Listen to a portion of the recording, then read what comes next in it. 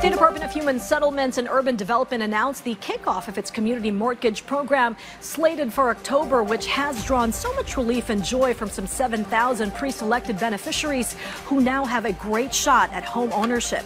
The first batch of recipients, to include those from Pasig City, are ecstatic and express their bliss to our Rod Lagusad, who filed this report.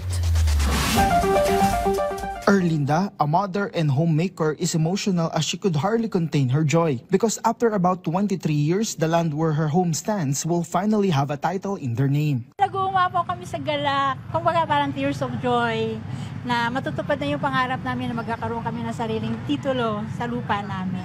The same happiness is felt by Mayor Grace, especially since the turnover is scheduled this October. Masayang-masaya po kami dito sa Villa Soledad kasi ito po yung inaantay namin na matagal na.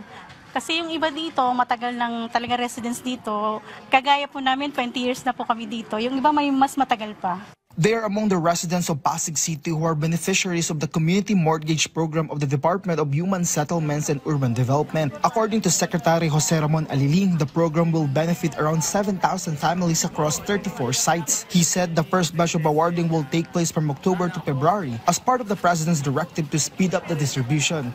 Para makinabang na, makita na ng mga kababayan natin na talagang seryoso tayo na ayusin ang mga problema sa pabahay. Ang kagandahan po nitong tinatawag natin Enhanced CMP, hindi po ito natatapos sa pag-award ng mga lupa nila. No?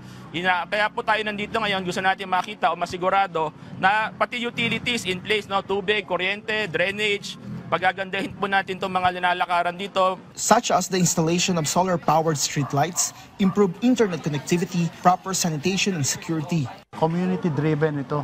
Community-led itong ginagawa natin ito. Ibig sabihin, kasama natin sa pagpaplano yung komunidad kung ano ang kailangan nila at anong gusto nilang gawin. In addition, Secretary Aliling said the program also addresses flooding issues, including ensuring drainage systems are not clogged. The program aims to improve the living conditions of its beneficiaries. Under the program, the government will provide affordable loans to the residents with monthly payments ranging from 400 to 600 pesos payable for up to 30 years. After this, an additional 5,000 to 7,000 families are expected to benefit from the second batch of the program in various parts of the country. Rod Lagusad from the National TV Network for a new and better Philippines.